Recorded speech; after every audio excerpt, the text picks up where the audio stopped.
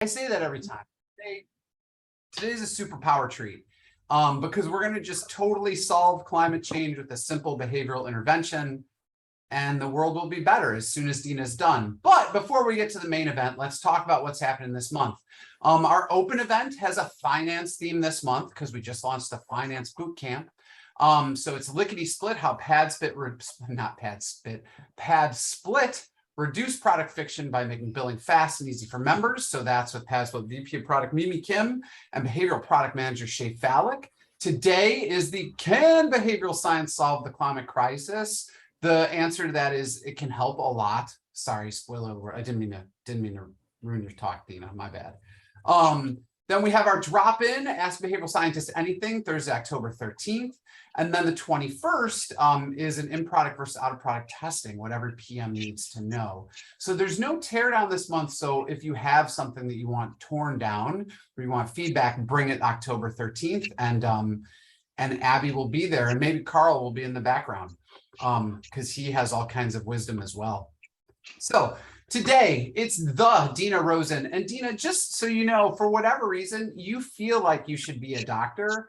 I want you to be Dr. Deena, so I want you to consider finishing your advanced education just so I can call you Dr. Deena. But Super Deena will suffice. We are going to hear all about, really, I kind of titled this Behavioral Economics Essential History. This story is essential to the field. And if you haven't seen Deena's TED Talk, and read about O-Power in various books, you're in for a delight today. So Deena is passionate about using behavioral design to solve some of our planet's most pressing, biggest problems.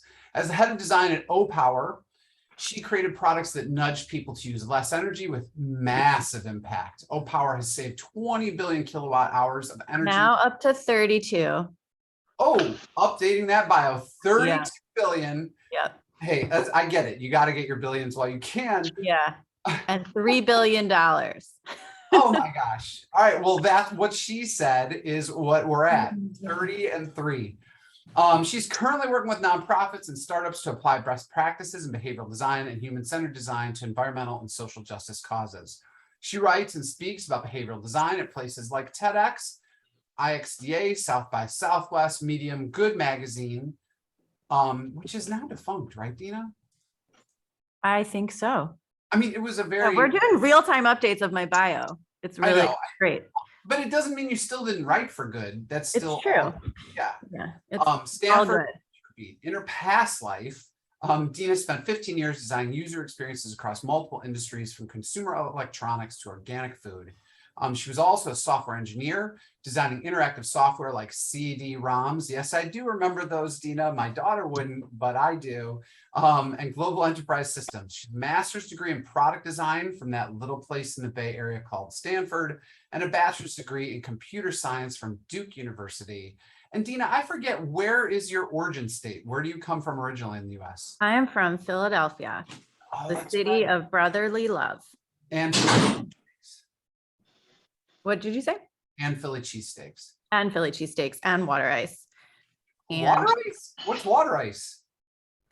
Well, also called water ice, if you pronounce it correctly with a Philly accent. It's Italian ice. It's a dessert. Oh, you just rebranded it.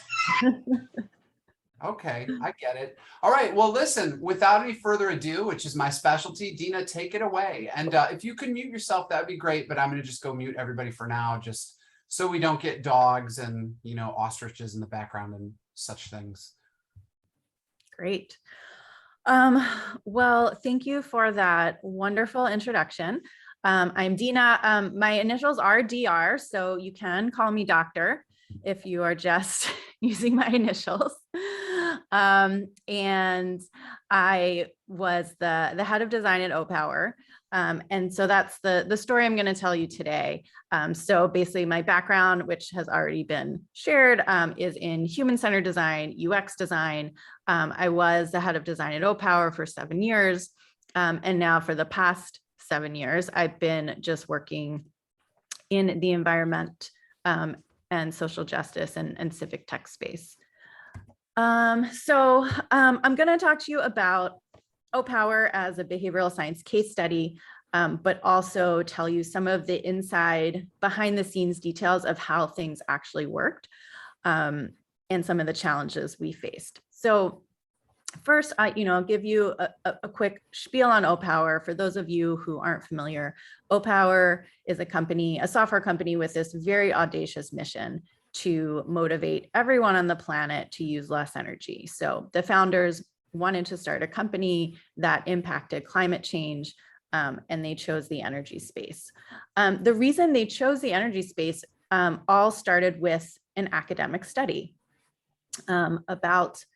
Probably about 20 years ago at this point, a behavioral scientist named Robert Cialdini, he was wondering similar things where he thought, how could we get people to use less energy in a behaviorally driven way? So the first thing he did was he wanted to answer this question, like how could we get people to change their energy behavior? He first did some research. So him and his research team called a lot of people and asked them and said, why is it important to save energy? And 3 themes emerged. So people said, it's important to use less energy so we could save money on our bills. So there was this financial theme of using less energy to save yourself some money. Another theme that came up when talking to people is, it's important for the planet. We need to use less energy, it's better for the planet. So there's this environmental message that emerged. And then the third thing that people brought up was, it's like important for the community, because if we're all using less energy, we will have less brownouts, less blackouts. It'll just be better for our community. So there's the community message. So Cialdini and his team wanted to see, okay, which of these messages would have the greatest impact. So how they decided to test it is they created door hangers with the 3 messages on them. And then they went around to people's homes. And this was in a community, I believe in the San Diego area, it was somewhere in Southern California. And they hung these messages on people's doors. And then they went and surreptitiously read their electricity meters on the outside of their house. And they, would go back and measure if any of these messages seem to have an impact on people's energy use. So what do you all think? Which of these messages had the biggest impact? And you can vote in the chat, A, B, or C.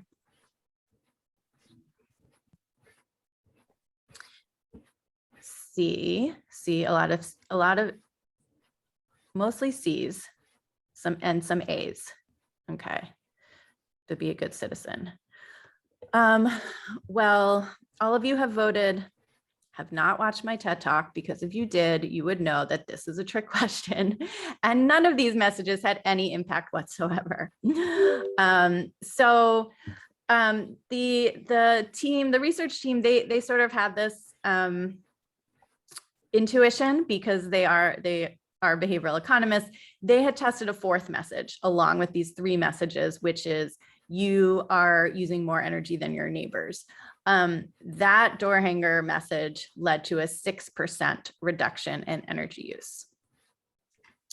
So this really illustrates one of the foundational principles of behavioral science, is that we as humans do not know what motivates us.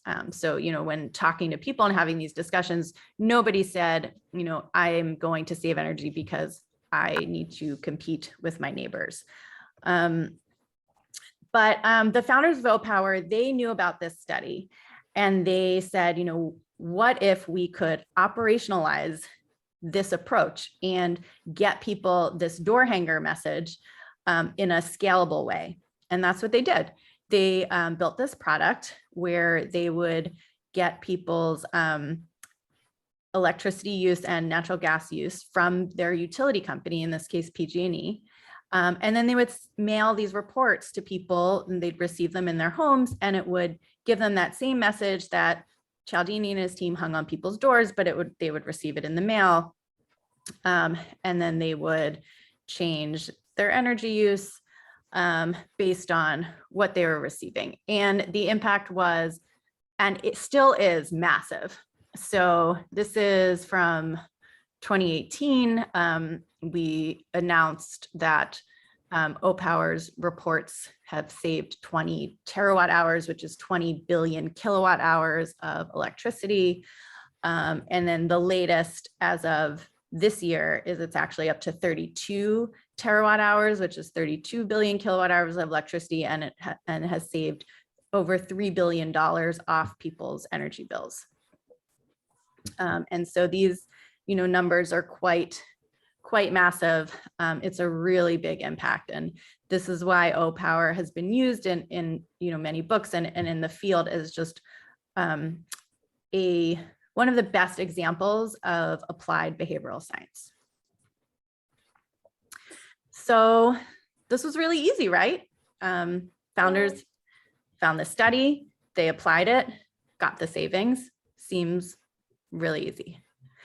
But as you can imagine, it wasn't. And so what I'm going to talk through in the rest of this talk is just some of the behind the scenes challenges that we faced as in running this as an actual business and scaling it.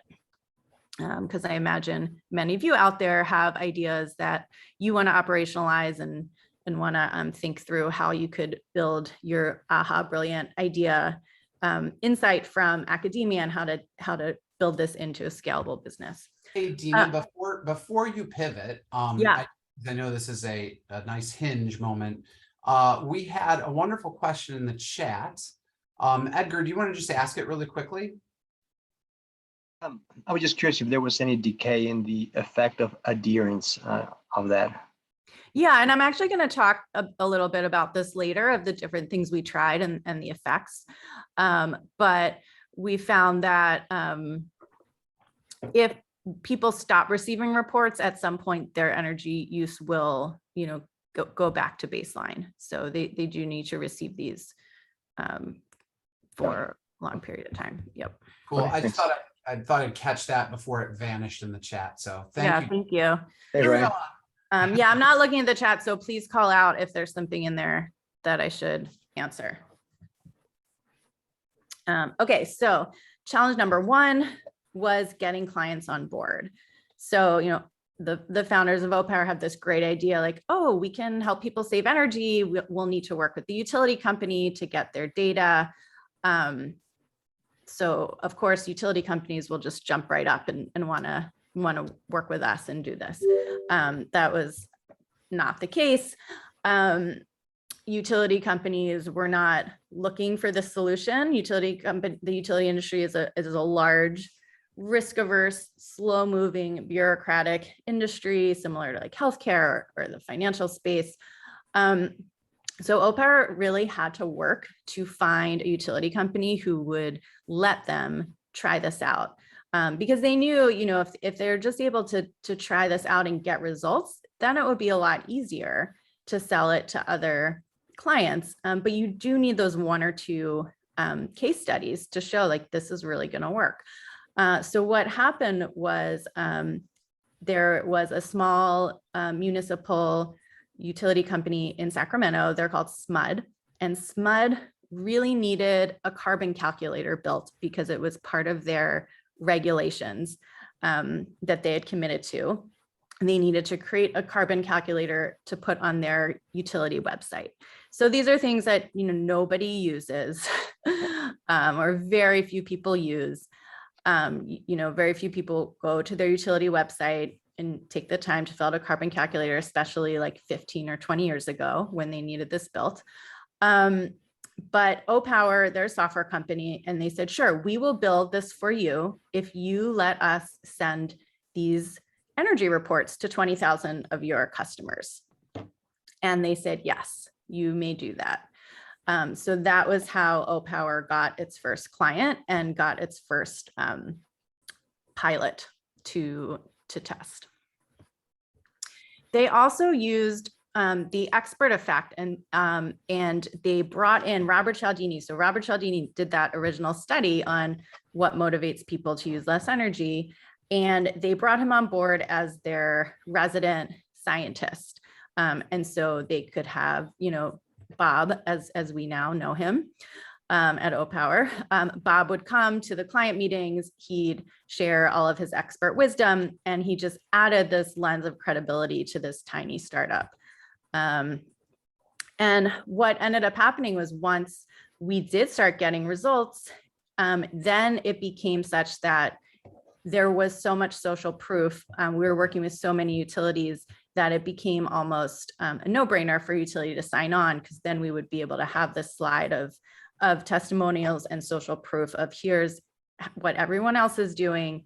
And we're using that same social norm to help us get more utilities to sign on. So I'm going to move on to the next challenge. Any questions on that?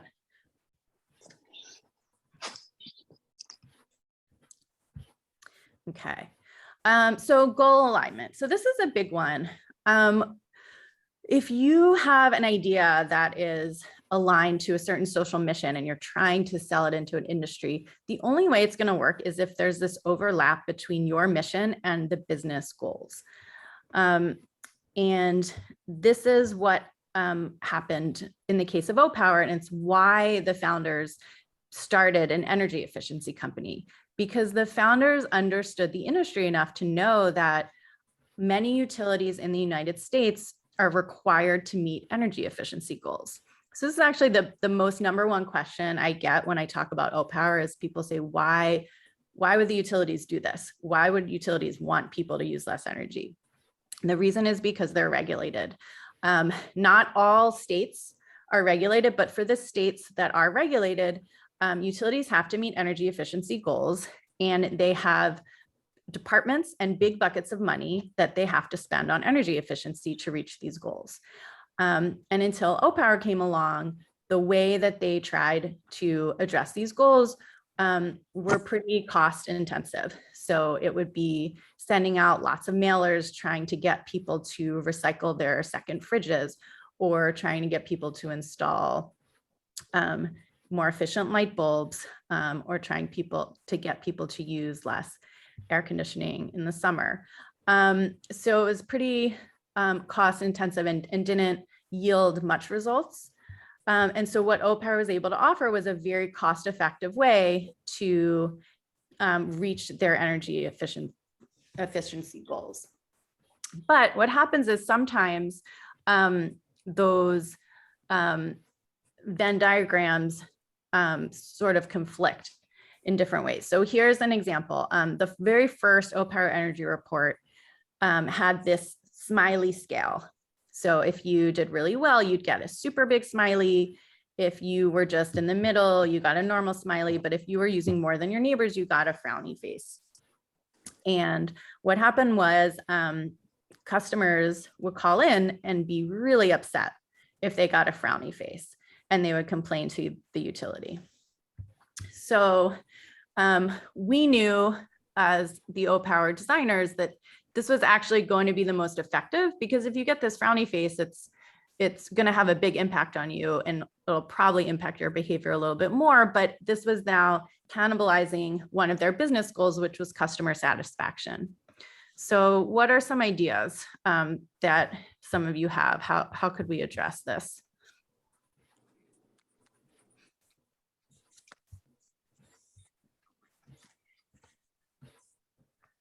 And I see some questions in the chat. Let's just take some of these more general questions at the end. There's going to be time for Q&A. But any ideas of how we could address the issue of the frowny face causing people to call in and complain? And feel free to come off mute if you have an idea, which I know everybody here does.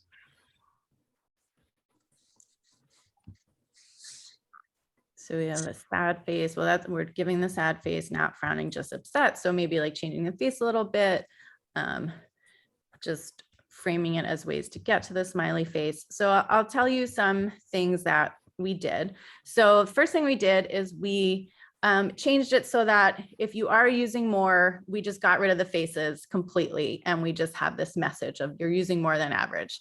The faces tended to really elicit like the most anger, because people did not want to be judged in that way. So we just removed that visual, since it's it was so polarizing. Another thing we did is we added some sense of agency to people. A lot of the people who are most upset by these reports are more feeling like it's an unfair comparison. So we just made sure to give people the some sort of avenue of acknowledging like, hey, maybe we're not comparing, maybe we have something wrong, help us update your information. And to just acknowledge like, hey, it's possible that you have a point and you can do something about it. Another thing we did was instead of using the word you, we use your home. And just this simple change makes things feel less personal and emotional. So your home, it has a different feeling than you. We also changed from neighbors. So instead of efficient neighbors and similar neighbors, we use similar homes instead of neighbors. So this terminology of like similar homes and your home versus neighbors and you has a bit of a decrease in people calling and complaining. Any other guesses on what that impacts changing this language?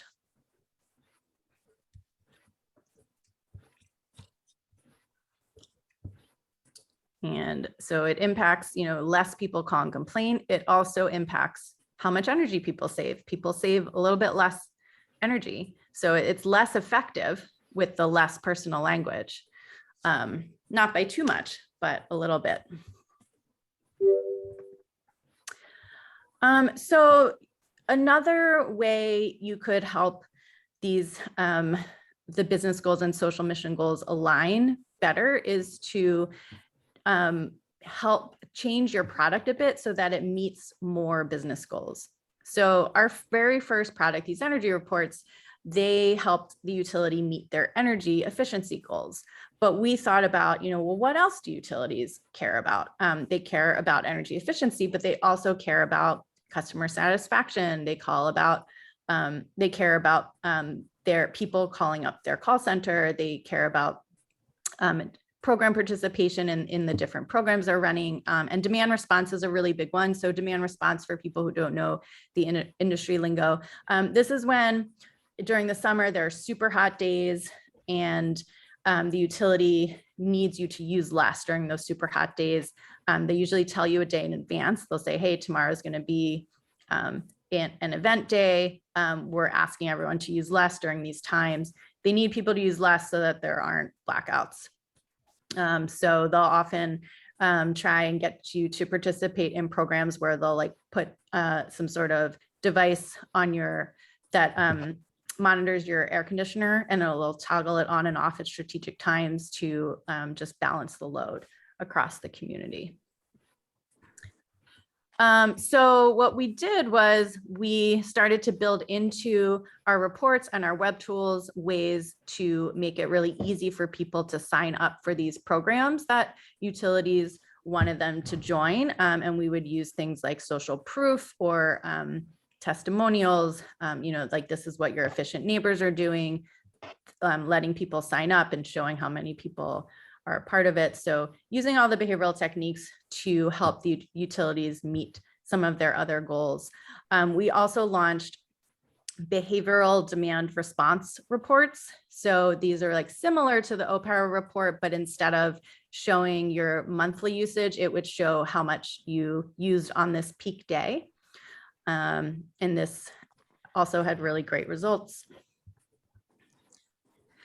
And then to address the call center concerns, costs utilities a lot of money to run call centers and to deal with all of the complaints about bills. We designed a product to prepare people if they were maybe going to get a high bill, so that people wouldn't be surprised and have bill shock. So bill shock is a major problem. And so we would be able to let people know, like, hey, actually, you may be getting a high bill. Here's how you could lower your use, so perhaps you won't have a super high bill. And here are all the reasons, and let people self-serve a little bit more and understand like why their bill might be high. So maybe they don't need to call up really angry to the call center. So now we are able to say, hey, O-Power products not only help people use less energy at home, but our products are now helping customers do all of these things, which are all meeting more of the utilities business goals and helps us continue to like grow and scale O-Power as a company. Another challenge that we faced. Oh, was there a question? No. This is a big one, was our limited testing ability. So if you think about, typical A/B testing is you have a website, you have a platform that you have set up where you're able to really easily test different variations of messaging and framing and things like that. And right away you learn what works. With O-Power, much different. We were mailing energy reports to people. We have no idea really what happens when they're reading the reports. We don't know if they're looking at both sides of the report.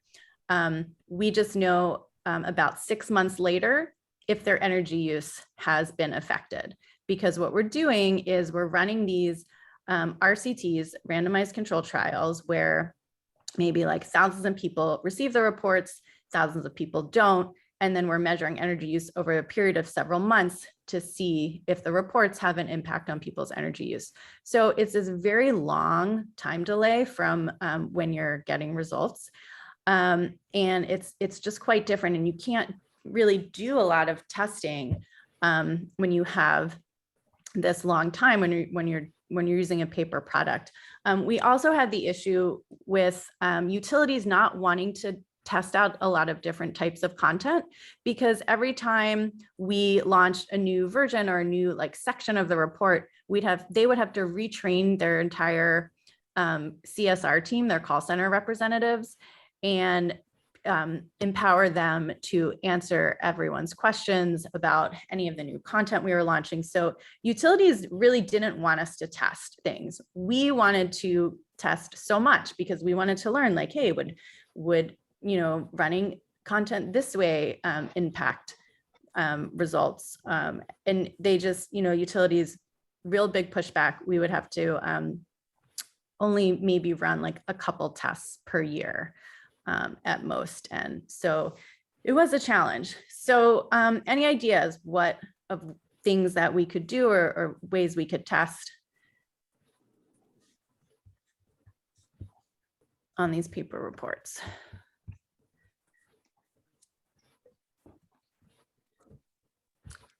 I don't see any ideas. Well, Something let's more see if Carl- digital. I'm going to ask if Carl has any ideas. Carl, do you have any ideas? I'm a little bit biased because I've read every paper I think O-Power ever published, but did you ever try making clear like energy efficiency programs that were available in the area? So like grants for heat pumps or for solar panels, for example, or like showing people comparisons between, you live across the street from someone with basically the exact same house and they have solar panels and they save this much. Do you ever try anything like that? We did promote programs, yes, but we weren't able to. We didn't use other people's solar panels. We didn't try that. Catherine has in one. the chat, yeah, something more digital, email reports. Yeah, so with the paper reports, what we did was said, okay, let's just test on our program design. Since we can't really test on the content so much, let's test how we're delivering the reports. So the one thing we did a few things. So one thing was recipient selection. So we said, would it matter if we send these reports to people who use a little versus people who use a lot? How often can we send the reports? We were able to run tests on that. And then also channels. So we did develop email reports and we tested their efficacy versus the mailed paper report. So, oh, that was supposed to come up later. Here were results. So recipient selection. So higher users save more energy. So that seems to make sense. Frequency, we did find sending every month saves more than sending every quarter. but it is, more expensive to send every month. So these were options where we were able to say, after doing tests, like, here are the results you're going to get versus the cost. And then the utility could decide, we want, we care most about energy efficiency. We want to get the maximum energy efficiency. So we will order like 12 months of reports as opposed to like 4 reports. And then we found that paper works much better than email. For the utilities that did want to do mostly email, we would always require 1 paper report to start with. And so why do you think paper worked better?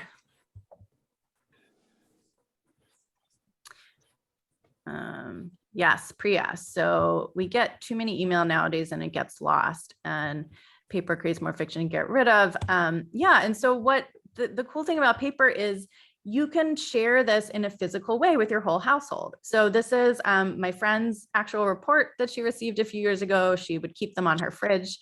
It's much easier to share something with the other people that are impacting the energy use in your house versus an email where you're probably not going to like forward an email to people and it's not going to be top of mind. But as a physical artifact, it could live in your home and just have more of a daily impact on you. We also heard a lot of stories about like pastors bringing their reports to church and like showing them in a sermon and talking about them, and neighbors like comparing their energy reports. I traveled the country and talked to lots of customers, and some people had saved all their reports in a binder. So it's just, easier to last. And I think, Priya's point is true. Like, we just get so many emails nowadays that they really get lost. And then we also, yes? Oh, I was just going to ask a quick question. Can you go back to the last slide?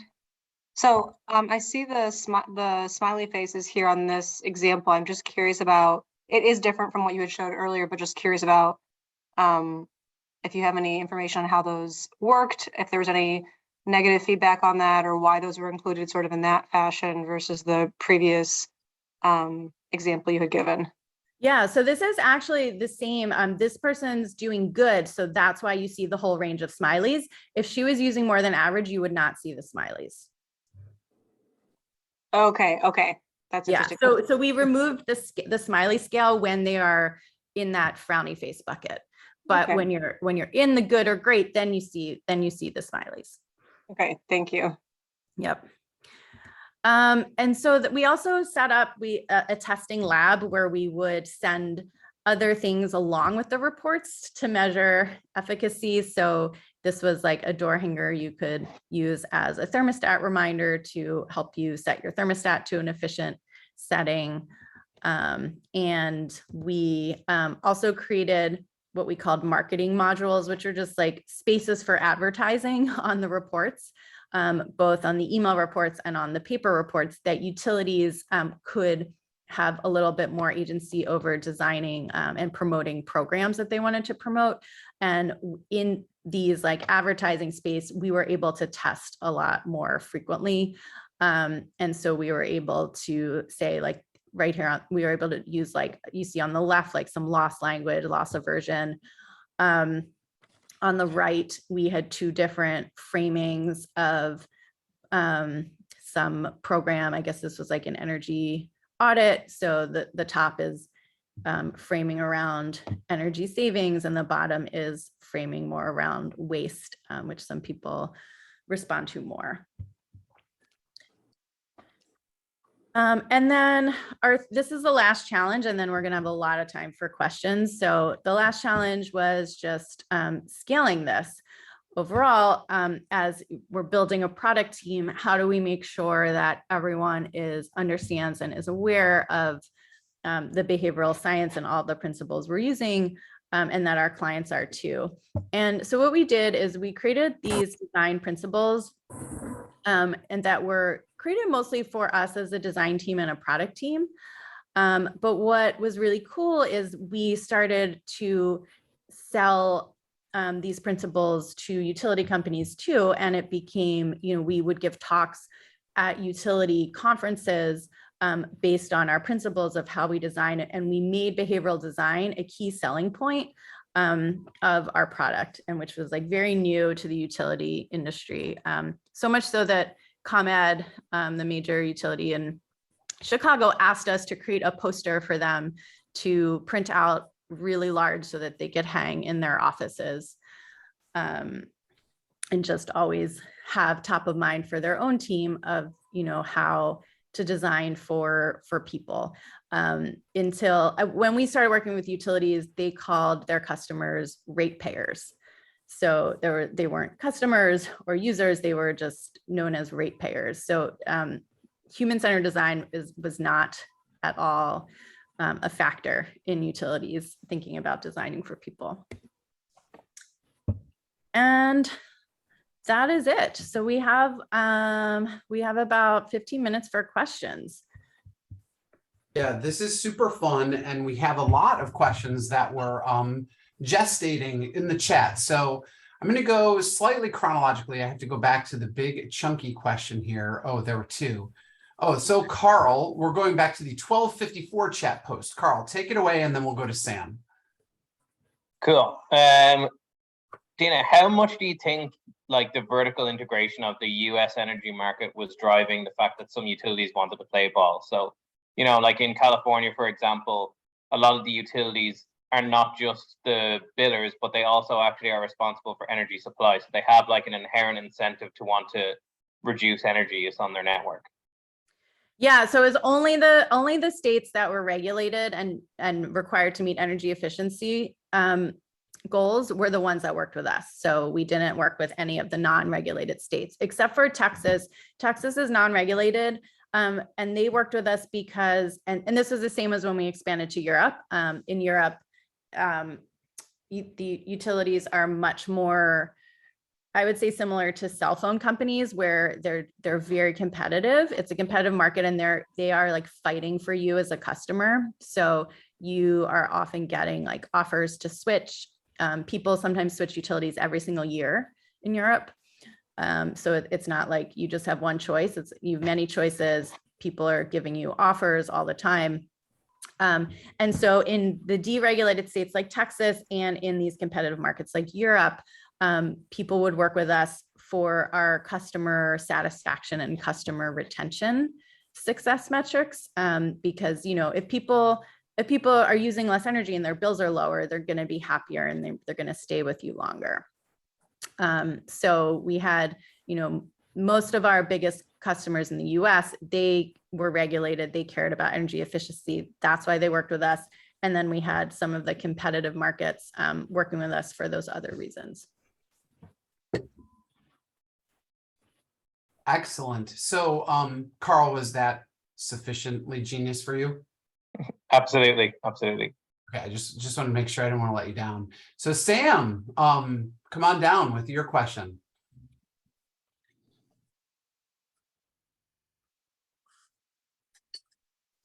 Oh, maybe Sam is no longer here. Oh. Oh no. Oh no, Sam's here. Let's see. I'll see if he can he or she could unmute. It could be either. Has to unmute. I think she typed the question or the answer. The question. Yeah, she did. Or you know, so we'll just read it. So Sam asked, there's been an issue in California recently with water usage during the drought. A lot of wealthy celebrities have been continuing to water their lawns despite restrictions. The worst offenders have had their names published with their water consumption amounts. This has not worked, and neither are fines because they're so wealthy. Now the governments have had to install restrictors. Are wealthy clients typically immune to reports? That's a good question. That's a good question. I mean, we found that our reports worked regardless of any sort of demographics or socioeconomic factors or like political beliefs. That was what our research showed. I don't know, you know, water is a bit of a different beast. I think there's like your lawn, which is very observable that you're using your water to maintain. There were companies that started the O-Power approach for water. I think one's called Water Smart, and they were working in California, I believe. I don't know what their impact was, but yeah, I think, you know, if you look at the science says that this normative comparison works on every type of human. But you have to also think about, I guess, is the person that is making the decisions on energy use, are those the same people receiving and looking at the reports? Excellent. Andriana, did you want to ask your question, or would you rather I read it? Hello. Well, I was thinking that Deena just referred to the known correlation of any ethnographic characteristics to the research, so I think I was covered by the answer. Okay, cool. Did you have another question though? We're amenable to bonus questions. No, I'm good. I was just asking about age correlation and paper, because paper is more popular for older people. So I was wondering whether a digital solution was tested and not proven as effective.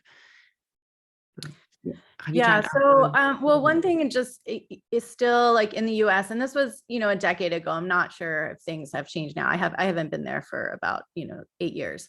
But at the time, utilities only had like 20% of people's email addresses, of their customers' email addresses. And there's still like many people in the US who aren't, you can't reach them by email, and they don't have computers.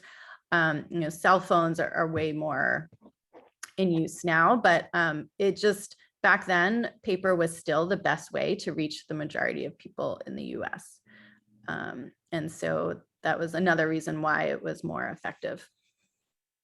I just have to say, A, I'm feeling old because of my paper bias, but B, I get these reports as well, and usually I get the smiley face. So now I'm going to be on the lookout to see if I ever get a sad face. It sounds like I won't. But this wrinkle has made my day and will make reading the mail more interesting. Yeah, I love it. Good job on being an efficient neighbor. Oh, I'm a smiley all the way, but you guessed that. I mean, like I said, I turned off my ring light just so I could be a better person while we were talking. I mean, I don't maybe look as beautiful as I normally do, but you got to make sacrifices. Priya, you had another follow-up question. Yeah, in the same lines of the paper, to be honest, I find paper, it's paper trees, there is that waste. I know that there's this physical aspect to it, getting the report, but also wondering whether there is a digital platform, like the new generation, like that's on their phones, that believe in the social media. Is there any plans, any thoughts and ideas around that? Yeah, so I haven't been there for a while, so I don't know what they're working on now. But I can talk to when I was there. We were only able to test with paper because utilities, it wasn't possible to only show this information to some of their customers. When we built web tools for utilities, they wanted it to exist for all of their customers. They did not want only some of their customers to get certain tools on the web. And it wouldn't have worked with their platforms and how they were built either. So the paper was the way we were able to test. Also, we also, lamented the fact that we had to send out paper. We use recycled paper, we use eco-friendly inks, and all of the paper we sent out, I believe in 1 year, was offset by like maybe 1 week of our energy savings.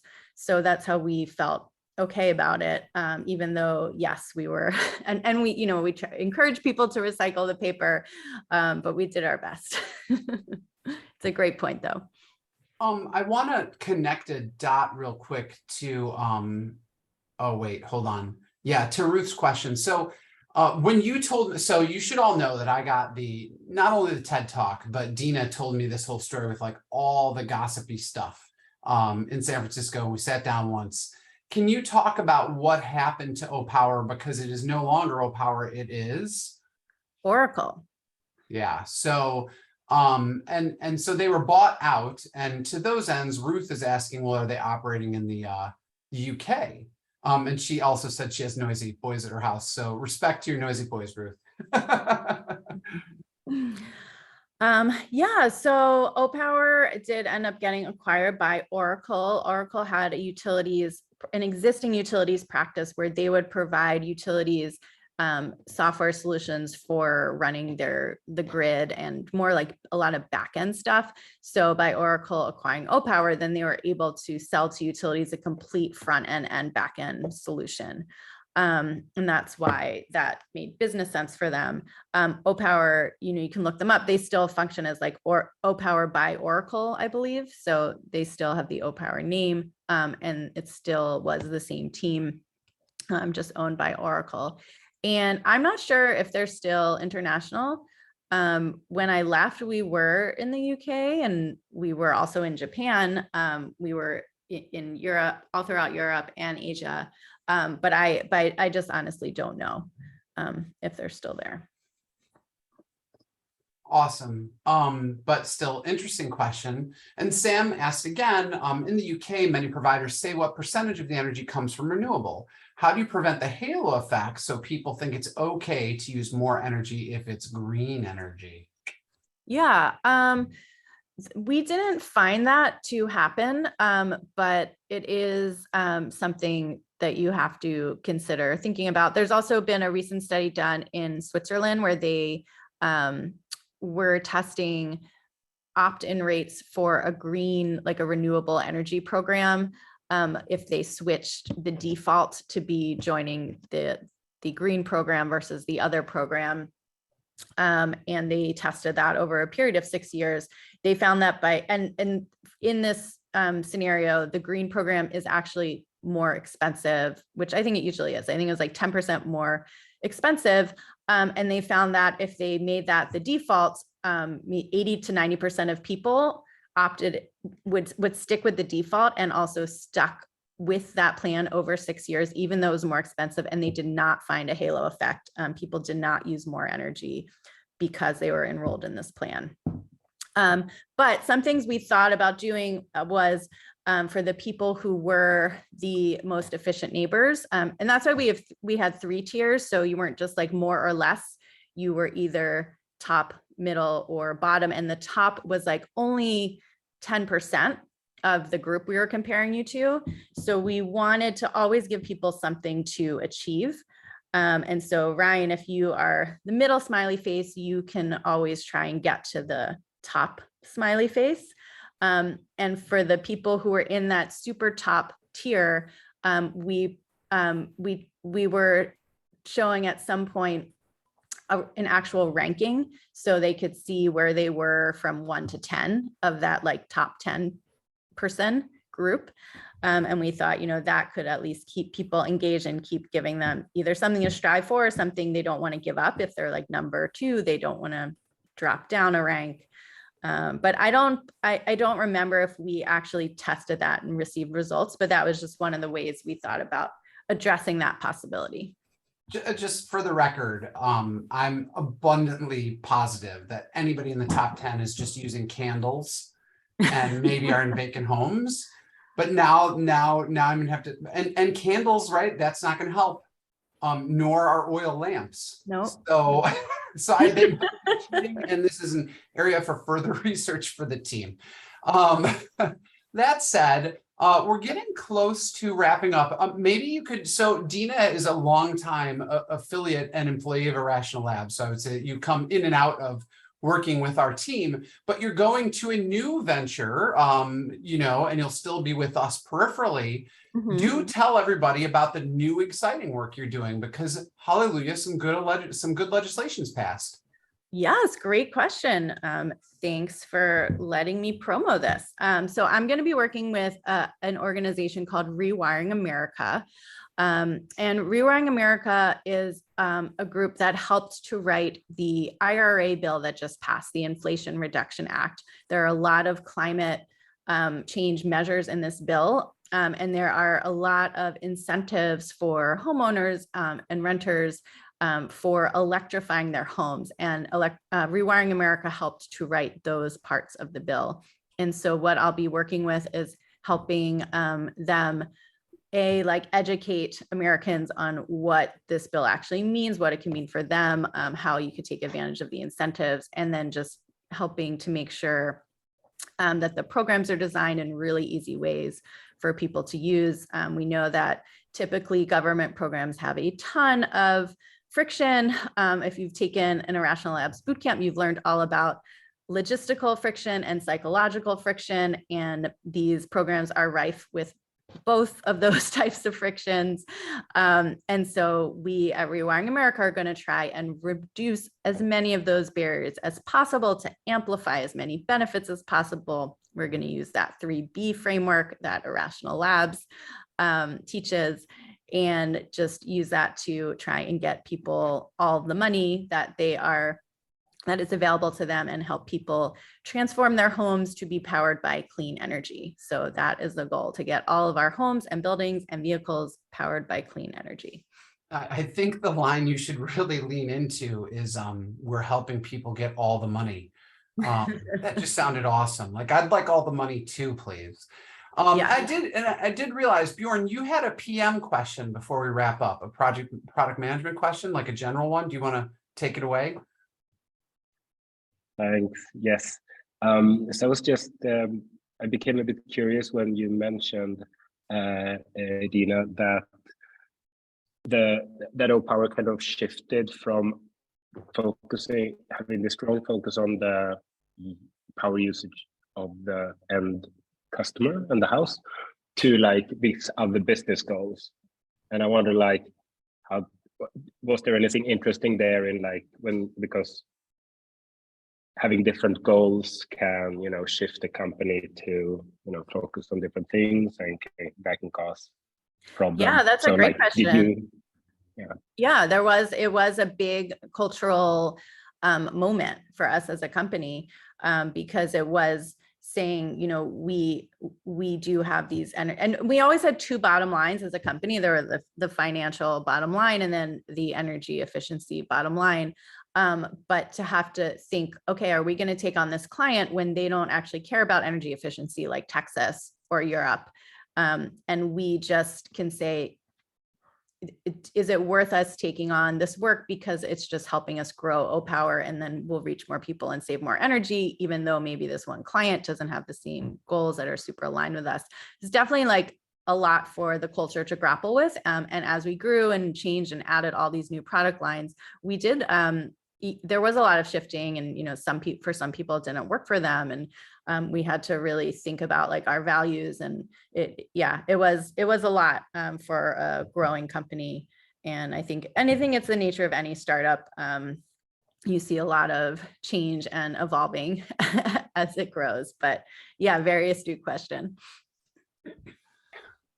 You can always count on Bjorn for astute questions.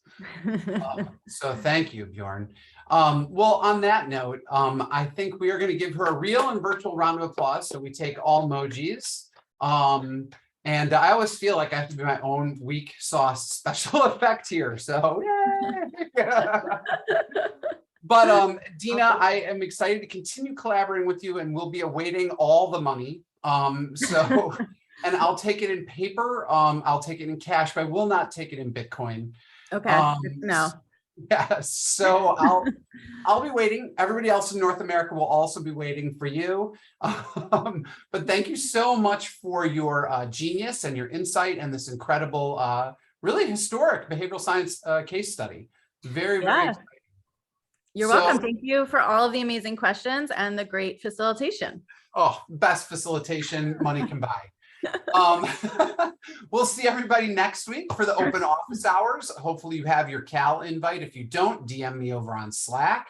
And then, we have the exciting PM session at the end of the month, as well as the finance one. So come on down. We love to see you all. Hopefully you at least like to see us. You don't have to love it, but you might like it. So take care, everybody, and have a great rest of Friday or early Saturday. Thanks again, Deena.